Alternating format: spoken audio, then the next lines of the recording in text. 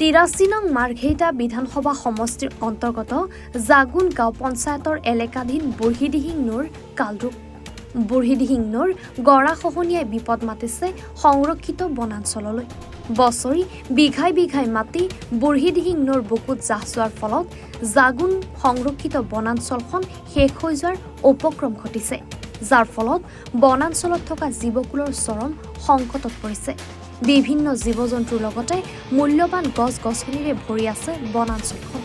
এনেদৰে যদি বছৰি বিঘাই বিঘাই মাটি বুঢ়ীদিহিং নৈৰ বুকুত জাহ হৈ থাকে তেনেহলে এদিন এই সংৰক্ষিত বনাঞ্চলখন কেৱল মানচিত্ৰ হৈ থাকি যাব এই ক্ষেত্ৰত বিভাগীয় কৰ্তৃপক্ষক ব্যৱস্থা লোৱাৰ আহ্বান স্থানীয় দল সংগঠনৰ হয় আমি দেখিছো বিগত যোৱা বছৰত আমাৰ মাৰ্ঘেৰিটা সমষ্টিৰ বিভিন্ন প্ৰান্তে প্ৰান্তে বানপানীৰ ফলত যি প্ৰবল ৰূপী গৰাখহনীয়া হৈছিল তাৰ ফলস্বৰূপে জীৱকুল পৰা আৰম্ভ কৰি সংৰক্ষিত বনাঞ্চলৰ পৰা আৰম্ভ কৰি গাঁৱত বসবাস কৰা লোকসকলে যি ভুক্তভোগী হ'বলগীয়া হৈছিল তাৰ ফলস্বৰূপে সেই বানপানীৰ সময়ত মাৰ্ঘেৰিটা সমষ্টিৰ যিজন জনপ্ৰিয় বিধায়ক ভাস্কৰ শৰ্মা ডাঙৰীয়া গাঁৱে গাঁৱে ঘূৰি তেখেতে